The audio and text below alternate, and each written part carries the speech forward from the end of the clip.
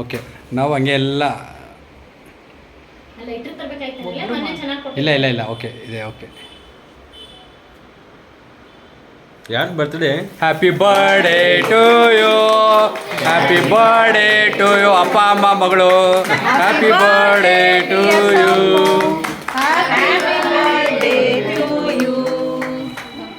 ಆ ಸ್ಕೂಲಲ್ಲಿ ಹೇಳಿದೆ ಹಂಗೆ ಹೇಳ್ರಿ.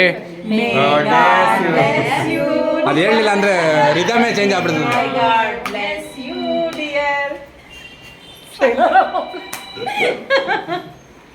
ಇವ್ರು ಯಾರು ಹೇಳೋದೇ ಇಲ್ಲ, ನಾನು ಒಬ್ಳೆ ಹೇಳಿದ್ರೆ ಹಾಕೊಂಡು ಇವಾಗ ಇರೋಮ್ಮ ಲೈನಾಗಿ ನಿಂತ್ಕೊಂಡು ಎಲ್ರು ಹೇಳೋಣ ಬನ್ರಮ್ಮ. ಏನೋ ಅಲಾರಾಮ್ ಮಾಡ್ಕೊಂತೈತೆ. Happy birthday Sangu. ಅಪ್ಪ ಅಮ್ಮ ತಿನ್ಸು. ಕಟ್ ಮಾಡಿ ಈ ಕಡೆ ಬರ್ರಿ. ಸಕ್ಕು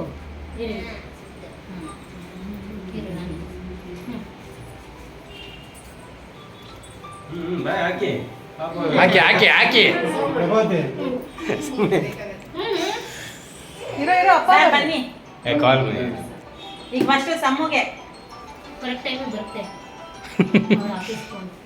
ಆಫೀಸ್ದಾ ಅಜ್ಜಿನ ಕರಿ ಹಂಗಾರೆ ಬನ್ನಿ.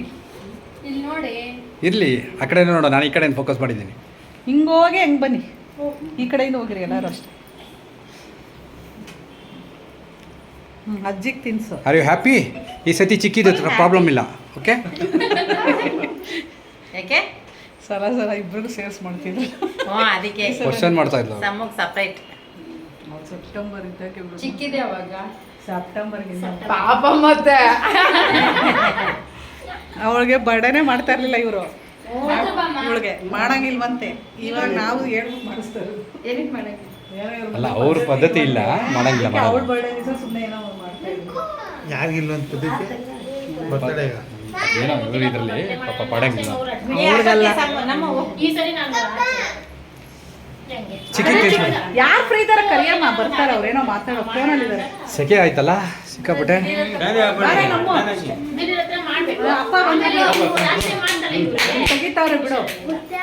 ಫೋಟೋ ಇಲ್ಲಿ ತೆಗಿತಾವ್ರೆ ಬಿಡೆ.